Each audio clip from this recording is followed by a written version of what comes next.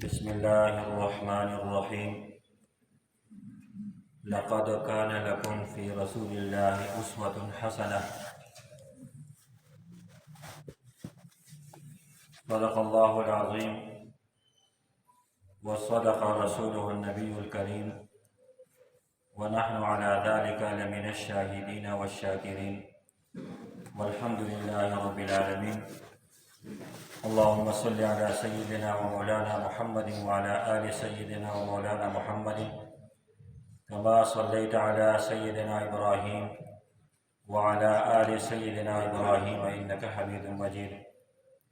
اللهم بارك على سيدنا ومولانا محمد كما باركت على سيدنا إبراهيم وعلى آل سيدنا إبراهيم إنك حميد مجيد.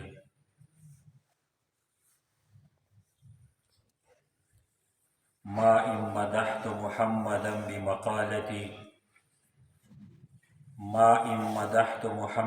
بمقالتي ولكن مدحت مقالتي بمحمد سيد الأولين والآخرين، سيد الأنبياء، رئيس الأتقياء، محمد المصطفى أحمد المجتبى صلى الله عليه وآله وسلم ذات بابرکات د تمام جهانونو د پاره رحمت جوړ کړی شوی، را لېږلی شوی.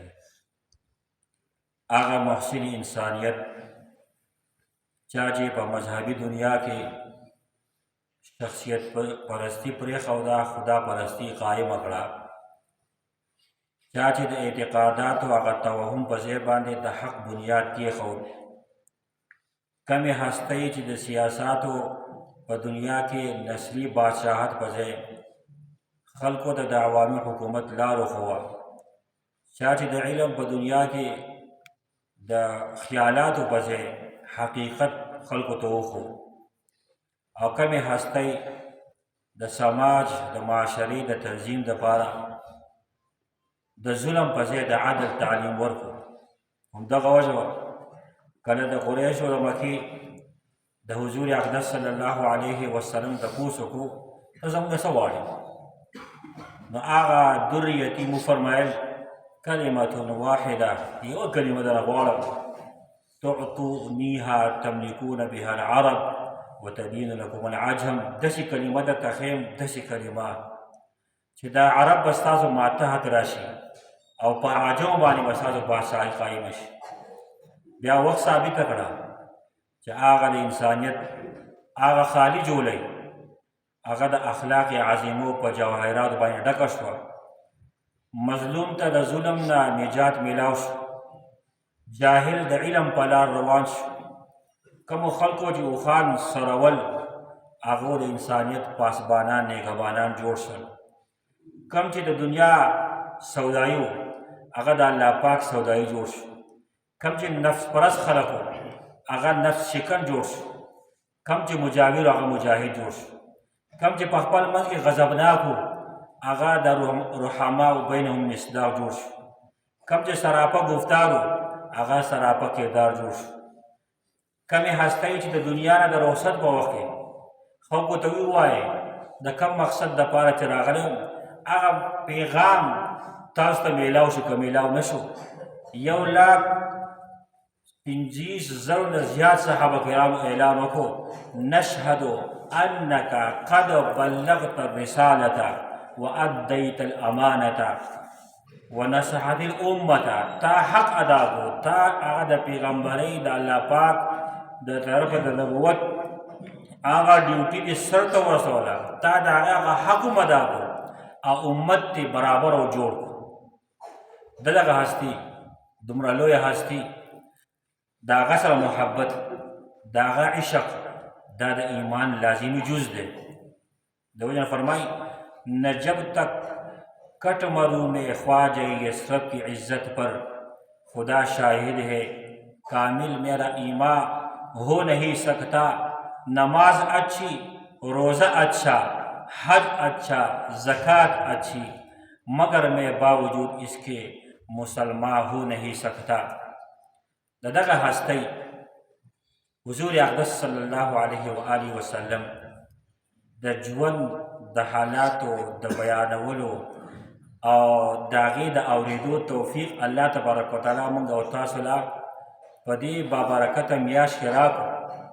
صرف دا به ووایو چې زموږ مثال د یو قصې متعلق، آیا دا قصه ټیک ده غلطه ده عامه مشهوره ده، د یوسف علیه السلام د بیه وه د هغه خس کېدو یو بوډۍ را روانه وه د مالوچ یو پڼې راغستی و، چا ودرېږي د یوسف د هغه لپاره روانه یې، خلک خو هغه په سرو او په سپینو کې تلي، بې ما ته پته ده چې یوسف چې دی هغه د دې مقابلې قیمت نشي، زما د بوس زما د مالوچ دا د هغه قیمت نشي ادا کولی. لیکن د قیامت په ورځ به الله تبارک وتعالی کا پاسئ د یوسف علیه السلام خریداران ما به پکې پاسئ.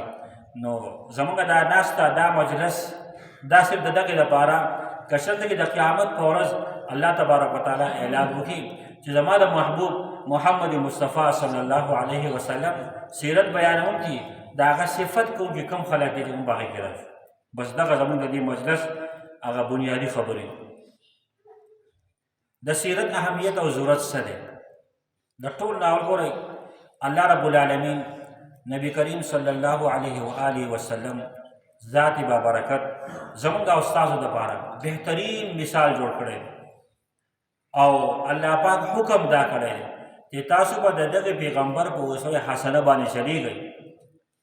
اوس د پیغمبر علیه الصلاة والسلام دغه اسوه حسنه چې کوم الله پاک فرمایي لقد کان لکم فی رسول الله اسوة حسنه، یقینا ستاسو دپاره د حضور اقدس صلی الله علیه وسلم په زندګۍ کې یو بهترینه نمونه ده. اوس دغه نمونه دغه اسوه حسنه خپلول دا د سیرت نه بغیر ناممکن دي. موږ ته څو د پیغمبر علیه الصلاة والسلام د سیرت طیبه پته نه وي، موږ د نبي علیه السلام سیرت سټډي کړی نه وي، موږ اورېدلی نه وي، موږ ځان په هغې باندې پوهه کړی نه وي. نو د قرآن کریم په دې آیت مبارکه لقد کان لکم فی رسول الله اسوة حسنه په دې باندې عمل ناممکن دی. دویم دا الله تبارک وتعالی فرمایي قل ان کنتم تحبون الله فاتبعوني، اے پیغمبر دې خلکو ته وایه که تاسو زما سره محبت کوئ نو ورته وایه زما تابعداري وکړئ. نو د پیغمبر علیه الصلاة والسلام په اتباع کې د قرآن کریم اتباع ده، د الله تبارک وتعالی اتباع پکې ده، د الله تبارک وتعالی محبت پکې دی، د الله تبارک وتعالی محبت حاصلول پکې دي او د الله رب العالمین محبت حاصلول دا د سیرت طیبه د مطالعې نه بغیر ناممکن دي. دریم د دین اسلام بنیادی ماخذ هغه دوه دي، یو قرآن کریم دی، یو حدیث مبارکه دی. دا دواړه مصادر دا د نبی کریم صلی الله علیه وسلم د ذات ګرامی سره متعلق دي، ځکه چې قرآن کریم الله تبارک وتعالی په نبی کریم صلی الله علیه وسلم باندې نازل کړی دی او احادیث مبارکه چې دي دا د نبی کریم صلی الله علیه وسلم هغه معمولات او فرامین او د نبی علیه السلام د معمولاتو عبارت چې دی هغه سیرت او احادیث. د دې وجې نه نن په دې زمانه کې د حضور اقدس صلی الله علیه وسلم سیرت طیبه مطالعه هغه په جوور نظر سره ځکه پکار ده. نن د دنیا مستشرقین هغه دا کوشش کوي چې د نبی کریم صلی الله علیه وسلم دغه سیرت طیبه په څه طریقه باندې مجروحه کړي، په څه طریقه مشکوک کړي، دپاره د دې چې د دین اسلام هغه بنیاد وړکولی شي. نو د هغو کار په دې باندې اسانېږي. د دې وجې نه د خپل ایمان د حفاظت په خاطره خپل زړه او دماغ د نبی کریم صلی الله علیه وسلم د محبت او د احترام باندې معمور ساتلو په غرض باندې او د دشمنان اسلام د دغه فتنې او د هغو د شر نه د بچاو دپاره د سیرت طیبه مطالعه دا د وخت اهم ضرورت جوړ شوی. د دې وجه نه علامه ابن قیم رحمه الله یو کتاب لیکل دی زاد المعاد فی هدی خیر العباد جلد نمبر 1 صفحه نمبر 69 کې فرمایي چې د سیرت علم حاصلول د هر مسلمان لپاره فرض دي ځکه چې د دارینو سعادت چې دی دا د رسول الله صلی الله علیه وسلم راوړی شوي رهنمایي د هدایت نه بغیر ممکن نه دی. که د دارینو هغه سعادت حاصلول غواړو دغه هدایت به خپلو. لہذا هر هغه سړی چې هغه د خپل ځان دپاره د سعادت طالبي، د خپل ځان خیرخواهي، د خپل نجات غوښتونکی، نو هغه به د نبي کریم صلی الله علیه و آله وسلم راوړی شوي هدایت، د نبی علیه السلام د سیرت، د نبی کریم صلی الله علیه و آله وسلم د معاملاتو نه آګاهي حاصلوي. د دې وجې دی مکلف او پابند دی. په دې زمانه کې د نبی کریم صلی الله علیه وسلم سیرت طیبه دا د ایمان تقاضا ده، د حب رسول تقاضا ده. بل د قرآن کریم فهم چې دی دا د سیرت طیبه په هغه نه بغیر کېدی نه شي. د قرآن کریم ډېر آیتونه داسې دي، موږ به مفسرین حضرات په هغې کې سیرت طیبه ته رجوع کوي، پیغمبر علیه السلام ته رجوع کوي. څو پورې چې مسلمان د سیرت طیبه سره اشنایي نه وي، د قرآن کریم ډېرو آیتونو باندې پوهېدل ناممکن دي. نو فهم قرآن چې دی هغه د سیرت د مطالعې نه بغیر ممکن نه دی. بل د پیغمبر علیه السلام مزاج، هغې ته مزاج نبوي ویلی کېږي، دا هم د سیرت د مطالعې نه بغیر ممکن نه دی. بیا په دنیا کې عظیم انقلاب دا که راوړی شوی دی، دا د سیرت نه بغیر که راتلی شي هم په سیرت طیبه باندې به راځي. که مسلمان دغه انقلاب راوستل غواړي د هغې دپاره به دغه سیرت طیبه لار خپلو. او دنیا وکته یو وخت خو داسې و وکنتم علی شفا حفرة من النار فانقذکم منها. پیغمبر علیه السلام چې کله دنیا ته راغی دا خلک د جهنم په کنده په غاړه باندې وو، جهنم ته تاوېدونکي وو. او الله پاک د پیغمبر علیه السلام بعثت نعمت ګڼل دی. واذکروا نعمت الله علیکم اذ کنتم اعداء فالف بین قلوبکم فاصبحتم بنعمته اخوانا. دا د نبی کریم صلی الله علیه وسلم د راتګ د دین اسلام د قرآن کریم د نعمت په شکل کې چې الله تبارک وتعالی د دومره انقلاب راوستو. نو د دې وجې نه که موږ انقلاب راوستل غواړو، که ذاتي زندګي، انفرادي زندګي یا اجتماعي زندګي، د هغې لپاره به د نبي کریم صلی الله علیه وسلم سیرت طیبه خامخا په هغې ځان پوه کول پکار دي. بل زموږ دپاره په دې زمانه کې د سیرت مطالعه ځکه پکار ده چې زموږ هر مسلمان پیغمبر علیه السلام ذات او بابرکات د هغه د شریعت ماخذ ګڼي، او دا د مسلمان د ایمان حصه ده چې د پیغمبر علیه السلام اطاعت کې نجات ده. بلکې هدایت الله پاک په دې موقوف کړی دی وان تطیعوه تهتدوا. که تاسو د دې پیغمبر اطاعت وکړو په هدایت به شئ. نو که چېرته مسلمان هدایت حاصلول غواړي هغه په اطاعت نبوي کې دی. اطاعت نبوي به حاصلېږي په سیرت طیبه معلومولو سره. د الله پاک اطاعت که کېدی شي هغه صرف او صرف د پیغمبر علیه السلام په ذریعې سره کېدی شي. من یطیع الرسول فقد اطاع الله. چا د پیغمبر اطاعت وکړو د په حقیقت د الله پاک اطاعت وکړو. او د الله رب العالمین د اطاعت دپاره لار چې ده هغه د پیغمبر علیه السلام اطاعت دی. د پیغمبر علیه السلام اطاعت به څنګه کېږي چې موږ او تاسو د نبی کریم صلی الله علیه و آله وسلم د زندګۍ نه خبر یو، د نبی کریم صلی الله علیه وسلم د اسوه حسنه نه خبر یو. بله وجه دا ده زموږ او تاسو دپاره د نبی کریم صلی الله علیه وسلم سیرت طیبه مطالعه ځکه ضروري ده چې نبی علیه السلام په انساني تاریخ کې د ټولو نه کامیاب ترین هستي چې وه هغه د پیغمبر علیه السلام زندګي وه. جامع ترین رول ماډل چې ورته ویل کېږي.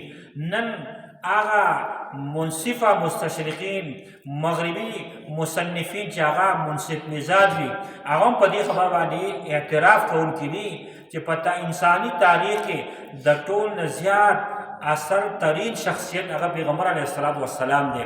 ځکه د هغه زندګي جامع ترین زندګي وه. د ژوند داسې ګوټ نشته، د زندګۍ داسې مرحله نشته چې د نبي علیه السلام راهنمایي پکې نه وي.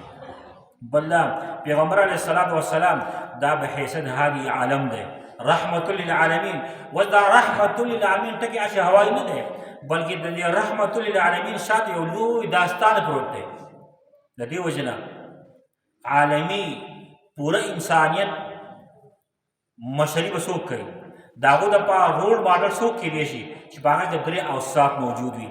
یو د هغه سیرت تاریخي طور محفوظ وي چې موږ ته د هغو زندګۍ حالات داسې په مستند او معتبر ذریعې سره رسېدلي وي چې په هغې باندې موږ اعتبار کولی شو. دویمه دا دغه هستی دغه شخصیت چې کوم پیغام ورکړی، کم لار دستور زندگی ورکړي چې هغه د تمام انسانیت دپاره نه د یو مخصوص وخت دپاره نه د یو مخصوص علاقې دپاره یا د یو مخصوص نسل دپاره. دریم شرط دا دی چې د هغه د سیرت د ژوند هره ګوشه د هغې هره مرحله هغه د امت راهنمایي کوي، هغه د انسانیت راهنمایي کوي او انسانیت هغه خپل رهبر او رهنما تسلیموي. همدغه وجه ده د پیغمبر علیه الصلاة والسلام زندگی په دې درو شرایطو باندې بالکل فټ راغلی. که یو سړی د پیغمبر علیه السلام اطاعت کول غواړي د ژوند داسې مرحله نشته چې دې وجه په دې کې د پیغمبر اسلام د اطاعت د پیغمبر اسلام طریقه څه ده، د نبي اسلام اسوه حسنه څه ده. د دې وجه نه الله پاک فرمایي لقد کان لکم فی رسول الله اسوه حسنه، دا د دې وجه نه ویل کېږي. اوس موږ د نبي کریم صلی الله علیه وسلم سیرت زده کوو، وایو اوري مقصد یې څه دی. نو د هغې باره کې علما کرام فرمایي چې د ټول نه اول د پیغمبر علیه السلام سیرت ځکه پکار دی، مقصد یې دا دی چې د نبوت د منصب هغه عظمت موږ ته معلوم شي چې الله رب العالمین د نبوت دپاره کومه هستي غوره کوي، کومه هستي الله پاک د خاتم النبیین د منصب دپاره الله پاک غوره کړې ده او د هغه په اقتدا کې د دواړو جهانو کامیابي ده. دا هغه به څنګه معلومیږي؟ دا موږ په سیرت طیبه کې ګورو. بل دا د دین د جامعیت تصور هغه موږ ته په سیرت طیبه سره میلاوي. که موږ د نبي کریم صلی الله علیه وسلم د سیرت پوره مطالعه وکړه موږ ته به دا پته ولګي چې انوار نبوت د ژوند په هره مرحله کې موجود دي. موږ خپله زندگی د پیغمبر علیه الصلاة والسلام د زندګۍ سره موږ په هغې ورپسې کېدی شو، داسې مرحله نشته چې په هغې کې موږ ته څه کمی. درېیمه ده د نبي کریم صلی الله علیه وسلم د بعثت مقاصد به الو حاصلېږي چې موږ د حضور اقدس صلی الله علیه وسلم د زندګۍ نه اشنا یو. اسلام څنګه غالب شوی دی په نورو ادیانو باندې، اوس په دنیا کې اسلام څنګه غالبېږي. نبی علیه الصلاة والسلام په هغه زمانه کې د اقرا نه دا انقلاب شروع کو او پورا جزیرة العرب نبی علیه السلام په 30 کاله لږه مختصره غوندې زندګۍ کې په هغې باندې حاکمیت راوستو. دا دومره په دې لږ وخت کې په دومره کم وخت کې په کم سے کم نقصان سره په کم سے کم وسایلو سره دا دومره لوی انقلاب چې راغی د دې پته به څنګه لګي موږ په دنیا کې انقلاب څنګه راوستی شو. د خلافت د منصب هغه تقاضه څه ده په دنیا کې د عدل د انصاف د نظام هغه کوشش به څنګه کوو. د هغې لپاره د نبي کریم صلی الله علیه وسلم سیرت طیبه پکار دی. بل دا د نبی کریم صلی الله علیه وسلم سره یو والهانه تعلق پیدا کول ضرورت دی د مسلمان لپاره چې د مسلمان تعلق د نبی کریم صلی الله علیه وسلم سره یو عاشقانه تعلق شي. هغه تعلق کوم چې د صحابه وو، د نبی علیه السلام کلمات، د نبی علیه السلام اخلاق، د نبی علیه السلام په امت باندې احسانات، د هغې ذکر و تذکره په مؤثر ترین انداز باندې په دې سیرت طیبه کې کېږي. بل دا سیرت طیبه چې دی د صحابه کرامو د عظمت ښیي چې صحابه کرام هغو د پیغمبر علیه السلام څومره عزت کوو، هغو د پیغمبر سره څنګه محبت و، د نبي علیه السلام تعظیم څنګه کړی دی. دا خبره موږ څه پته لګي. وجه سوا چې هغه صحابه چې هغه د بل دشمنانو د دې پیغمبر د مجلس د ده د صحبت نه دومره متاثره شو چې بیا په یو بل کې رونه شو. څه وجه د دې پته موږ ته لګي د سیرت طیبه نه. بل د سیرت طیبه بنیادي خبره اسلامي شعائر، اسلامي تهذیب او تمدن د هغې مظاهر موږ ته څنګه پته لګي. اسلامي شعائر څه دي، اسلامي تهذیب څه دی، اسلامي تمدن څه دی. انسان کې دینی غیرت به څنګه پیدا کېږي او مسلمان کې به دینی حامیت څنګه پیدا کېږي. دی به د اسلام دپاره کوشش څه کوي، د تهذیب د بدلولو دپاره به کوشش څه کوي. دا ټولې خبرې موږ ته د نبي کریم صلی الله علیه وسلم په سیرت طیبه کې حاصلېږي او په انسان کې دا صلاحیت پیدا کېږي چې بیا دی په دغه انقلاب په دې لاره باندې ورتګ کولی شي. او د ټول نه غټه خبره د سیرت طیبه د انسان انفرادي اصلاح او تزکیه هغه په دې سیرت طیبه سره حاصلېږي. وایي صحابه کرام د پیغمبر صلی الله علیه وسلم تربیت یافته خلک او بیا عباداتو کې وګورئ، په اعمالو کې وګورئ، د الله پاک سره په تعلق کې وګورئ، د فکر آخرت ذوق وګورئ. دا په صحابه کرامو څنګه موجود وو؟ او هغه لقب صحابه ته رهبان الليل فرزان النهار دا لقب څنګه میلاو شو؟ دا د پیغمبر علیه الصلاۃ والسلام د سیرت طیبه د نبی علیه السلام د زندګۍ هغه مزې صحابه کرام واغستې. د دې وجه نه فرمایي د نبی کریم صلی الله علیه وسلم دنیا د دراتګ او نن سبا د سیرت مقاصدو کې دا خبره ده چې د انساني زندګۍ د فلاح او د بقا لپاره او د هغې د ارتقا لپاره چې کومې خبرې د پیغمبر علیه السلام په سیرت کې موجود دي دا داسې مربوطې دي چې دا په خپل نوعیت کې انتهایي منفرده بېحده منظمه باوقاره سنجیده او جوور معنویت لري. د دې وجې نه د پیغمبر علیه الصلاۃ والسلام د سیرت مقاصد فرمایي د انسان د زندګۍ 5 دایرې دي. هر انسان شعوري لا شعوري طور باندې په یک وخت په دې 5 دایرو کې د زندګۍ تیروي. یو د انسان ذاتي انفرادي زندګي ده، دویمه د انسان خانداني زندګي ده، دریمه د انسان سماجي زندګي ده، څلورمه د انسان قومي زندګي ده او پنځمه د انسان بین الاقوامي زندګي ده. انسان په خپل ژوند کې د دې 5 دایرو کې دننه تیریږي. قرآن کریم په دې دایرو باندې باز کوي. یو ښه مقصد دی هغې د اعمال صالحه وایي، بل بد مقصد دی هغې ته اعمال سیئه ویل کېږي. د دې وجې نه د دې ژوند د دې 5 دایرو کې د تمام انسانیت دپاره د تمام اعمال صالحو بهترینه نمونه او کامل ترینه نمونه چې ده هغه الله تبارک وتعالی حضور اقدس صلی الله علیه وسلم جوړ کړی دی او د نبی اسلام زندگی جوړ کړې ده. د دغه اعلی ترین مقاصدو لپاره الله تبارک وتعالی پیغمبر علیه السلام را لېږلی. نو موږ ته د پیغمبر اسلام د سیرت اهمیت معلوم نه شو. دا څومره اهم دی، دا زموږ د زندګۍ لپاره اهم دی. پکار دا ده موږ ته د نبي علیه السلام زموږ چې څوک وکړي موږ ته د هغه څه معلومات دی. هلکه دی کوم ځای پیدا شو، کوم ځای کې مړ شوی، یاره زندګي څنګه تېره شوې ده، علم یې کوم ځای حاصل کړی و، یاره او ډیوټي کوم ځای کې کړې وه، وړوکوالی په کوم ځای کې تېر شوی دی، څنګه یې تېر شوی دی. دا د محبت تقاضا وي. د چا چې د چا سره محبت وي د هغه ټوله هسټري معلوموي.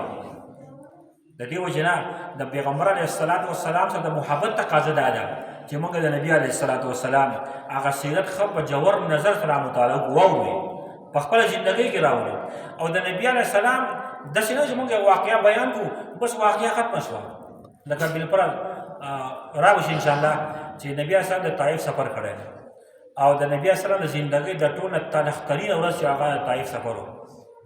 ځکه چې کله نبي علیه السلام 12 کاله پس غالبا حضرت عایشه صدیقه ته تپوس کوي و یا رسول الله ستاسو په زندګۍ کې د ټولو ترخه ورځ کومه وه؟